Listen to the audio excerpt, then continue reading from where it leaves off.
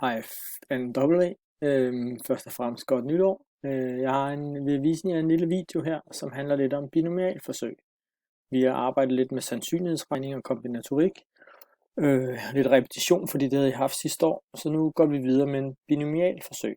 Et binomialforsøg, der er der en definition. Den har jeg skrevet op her. Ved en binomialforsøg, så er der 3 forskellige ting, som skal være til stede. Den første, det var, at det her udfald skal være enten et succes eller en fiasko. Så ved hver gentagelse, vi laver af forsøget, så er der 2 udfald, enten succes eller fiasko. Når man så gentager de her forsøg, så er det uafhængigt af de resultater, som er i de foregående eller efterfølgende gentagelser. Det vil sige, slår man med en terning en gang, jamen så er det jo ikke afhængigt, når man slår næste gang. Så det er noget med den her uafhængighed af de resultater.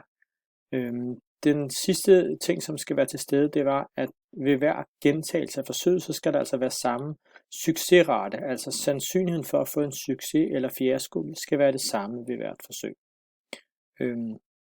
Sandsynligheden for succes kalder vi altid P, og sandsynligheden for en fiasko, det må altså være 1 minus P. Altså 1 minus den her succesrate. Ja.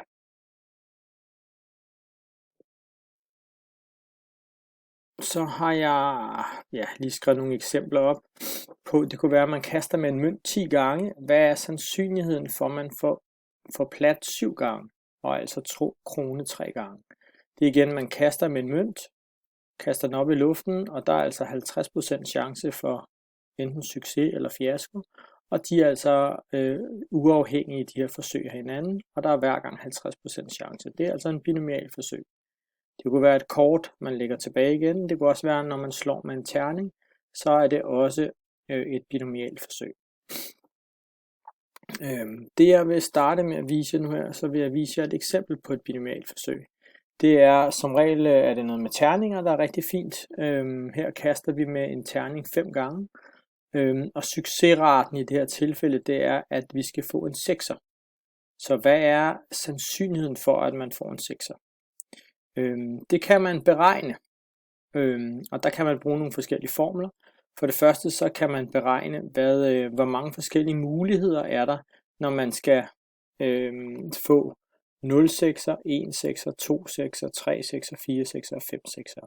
Til at regne ud i forhold til, hvor mange muligheder de forskellige antal 6'er giver, så har man den formel, som vi også brugte sidst. Den hedder K af N, R, altså antal kombinationer. Den er N-fakultet divideret med R-fakultet gange N minus R-fakultet. På den her måde kan man altså beregne, hvor mange forskellige muligheder de her forskellige succesrater har. Nu har jeg i det her tilfælde, så har jeg regnet det ud for, her kan I sige, den hedder 5,2. K er 5,2. Det betyder, at vi laver forsøget 5 gange, og 2 af gangene skal vi altså have en 6'er. Så nu regner vi ud, hvor mange kombinationsmuligheder der er. I det her tilfælde så er vores N er 5, og vores R er 2. Sætter vi den ind i formlen op for, så kan vi se, at den hedder 5-fakultet, 5 gange 4 gange 3 gange 2 gange 1. Og så hedder den R-fakultet, det var altså 2 fakultet gange med 5 minus 2, altså 5 minus 2 fakultet. Og det giver altså 10 muligheder. Der er 10 forskellige muligheder, hvis vi skal få 2 6'er. Jeg har også lavet en tegning herover, så I kan se de her 10 forskellige muligheder. Ja, det kan man også regne ud i Tier Inspire ved at sige i et matematikfelt N er C R, og så 5,2, og så giver det 10 muligheder. Så det er altså antal muligheder. Så det giver altså 10 forskellige muligheder, hvis vi skal få 2 6'er. Men nu skal vi jo kigge på, hvad er sandsynligheden? Og for at finde ud af, hvad er sandsynligheden for at få 0 6'er, 1 6'er, 2 6'er, 3 6'er osv., så skal man altså sige antal kombinationer, altså antal kombinationer, hvis man skal have 0 6'er, den hedder 5,0. Og så ganger man, hvor mange succeser får vi? Hvad skal vi have succes? Altså det er en sjettedel chance for at få en 6'er. Så i det her tilfælde, så er det en sjettedel i 0, fordi vi skal have 0 succeser, 0 6'er. Og så må det være gange med 5 sjettedel i 5, fordi vi skal altså have 5, som ikke er en 6'er. Det giver cirka 40% chance for, at man får 5, som ikke er en 6'er, når man slår 5 gange med en terning. Det samme kan jeg regne ud her, hvis det nu er 5 kast med en terning, og en af dem skal være en 6'er. Vi har altså en succes. Det er altså igen, det her det er sandsynligheden for succes, det er jo en sjettedel, fordi det handler om at få en 6'er. Så i det her tilfælde, så er det en sjettedel i første, fordi vi skal have en 6'er, gange med 5 sjettedel i fjerde. Det giver også cirka de her 40%. Så har jeg regnet ud med 2 6'er, 3 6'er, 4 6'er og 5 6'er. Og der kan I se her, at sandsynligheden for at få 2 6'er, 3 6'er osv., det bliver altså mindre og mindre. Sådan her, det er altså måden, hvorpå man kan regne det ud, hvis man skal regne det ud i hånden. Men som regel, når I får sådan en opgave, så har I mulighed for at bruge TIA-Inspire. Og nu vil jeg lige vise jer, hvordan I gør i TIA-Inspire. I åbner selvfølgelig TIA-Inspire, og så åbner I, jeg har lavet en noteside på den ene side, og så har jeg delt den op, så jeg har lavet lister regneark, og jeg har lavet diagrammer og statistik. Det man kan gøre, det er at starte lige med at skrive op, vi slår 5 gange med en mønt. Hvad er sandsynligheden for at få 2 6'ere? 6 er altså succes, og fiasko det er altså 1, 2, 3, 4, 5, 6. Så kan vi starte med at skrive op, hvad er vores sandsynligheden for en succes? Det er altså en sjettedel, så sandsynligheden for en succes, det må være en sjettedel, og sandsynligheden for fiasko må være 5 sjettedel. Hvis vi nu skal regne det ud i TIA-Inspire, så er det så nemt, så man laver et matematikfelt, skriver binom, pdf, parentes, og så starter man med at skrive, hvor mange gange laver jeg forsøget. I det her tilfælde laver jeg forsøget 5 gange. Så skal jeg skrive op, hvad er sandsynligheden for succes. Det var altså en sjettedel. Og hvor mange succeser skal jeg have? Jeg skal altså have 2 succeser. Når jeg skriver det op i TIA-Inspire, så regner TIA-Inspire ud, hvad er sandsynligheden for at få netop 2 6'ere, når jeg laver forsøget 5 gange. Og sandsynligheden for succes er en sjettedel. Den fortæller mig altså, at det er cirka 16%. Det er også det, man kan se herovre i skemaet.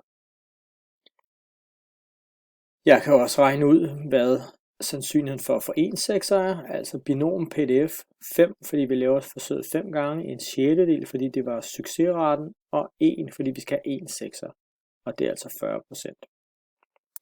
Hvis man gerne vil lave det i et listeregneark for at få alle de her udfald, altså 0, 1, 2, 3, så laver man et udfald her, skriver 0, 1, 2, 3, 4, 5, og så skriver man kalder et eller andet her, jeg har kaldt det SSH, altså noget med sandsynligheden, og så skriver man er lige med binom pdf, og så skriver man udfald, så man skriver altså binom pdf, og så parentes udfald.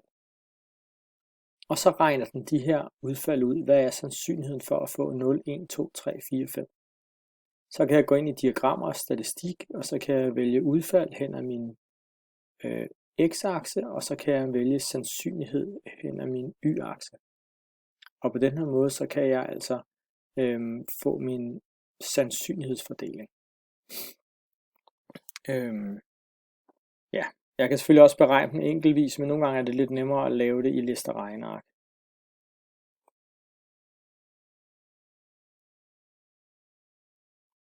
Ja, her vis formlen. Hvis man skal regne det i hånden, så bruger man den her formel, hvor vi har sandsynligheden for at få, hvis vi har x er lige med r, det er altså sandsynligheden for i det her tilfælde at få 2 succeser. R er altså 2 succeser. Og så har man altså den her, vi kalder antallet af kombinationer, k og n, r, gange med sandsynligheden. Hvor mange sandsynligheder har vi for at få, hvad er sandsynligheden for succes? Det var en sjettedel, opløftet i r'ne. Og så har vi 1 minus p, opløftet i n minus r. Det er altså hvordan man regner det i hånden. Men I bruger stort set altid TIA-Inspire, så derfor så kan I gøre ligesom jeg gjorde opover. Det I skal prøve nu, det er, at I skal prøve at lave opgave 1-3.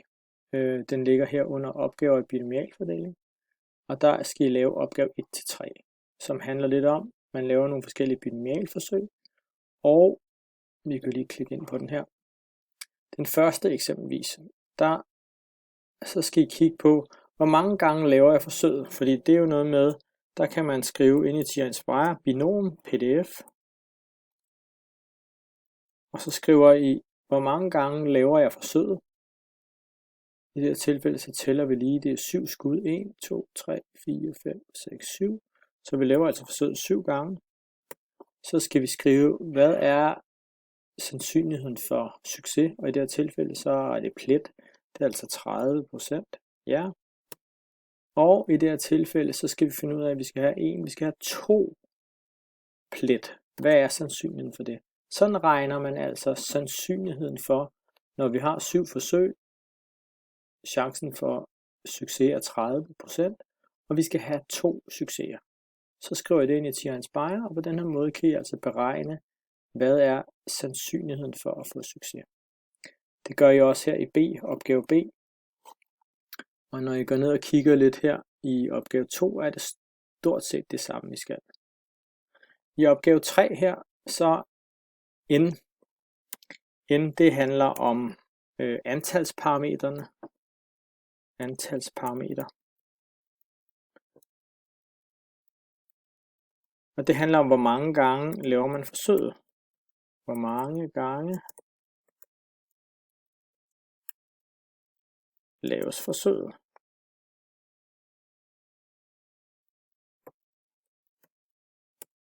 Og P, det kalder vi vores sandsynlighedsparameter. Det er altså sandsynligheden for at få en succes.